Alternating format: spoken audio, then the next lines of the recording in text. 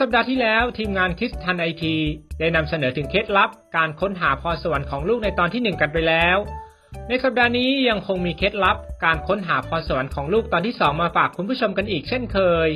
คอยสนับสนุนและให้กำลังใจอยู่เสมอเคล็ดลับในการค้นหาพรสวรรค์ของลูกที่สำคัญที่สุดคือกำลังใจและแรงผลักดันจากพ่อแม่ผู้ปกครอง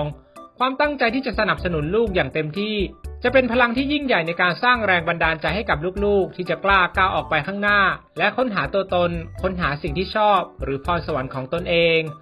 ครอบครัวคือหน่วยย่อยที่เล็กที่สุดของสังคมซึ่งเป็นรากฐานสำคัญในการที่เด็กคนหนึ่งจะเติบโตขึ้นมาอย่างเข้มแข็งและมีความสุข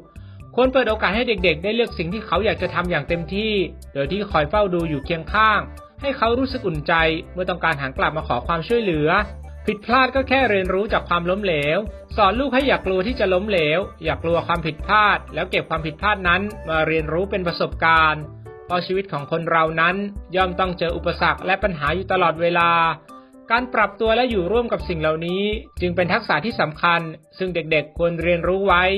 หากมัวแต่กลัวที่จะพลาดเราก็ไม่อาจเริ่มต้นทำอะไรได้สักอย่างเลยเมื่อไม่ได้ลงมือทำก็ไม่เกิดการฝึกฝนหรือเรียนรู้จากประสบการณ์และที่สำคัญคือพ่อแม่ต้องไม่กดดันลูกจนเกินไปจนลูกหวาดกลัวไปหมดให้เวลาเต็มที่ไม่กดดันทุกความสำเร็จต่างก็ต้องใช้เวลาและมีจังหวะเวลาที่เหมาะสมของมันไม่ควรรีบร้อนหรือกดดันบีบบังคับให้ลูกของคุณต้องทำกิจกรรมมากมายเพื่อค้นหาตัวตนหรือมุ่งไปสู่การเป็นคนที่เก่งประสบความสำเร็จให้เร็วที่สุด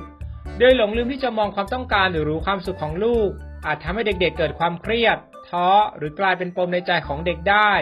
มันพูดคุยสื่อสารกันในครอบครัวและเอาใจใส่กันและกันด้วยความรักความอบอุ่นซึ่งเป็นรากฐานสำคัญที่ช่วยให้เด็กๆเติบโตมาอย่างเข้มแข็งและมีความสุขการที่พ่อแม่หรือผู้ปกครองอย่างเราสนับสนุนให้ลูกมีความสามารถตามการค้นหาพรสวรรค์เด่นของเขานั้น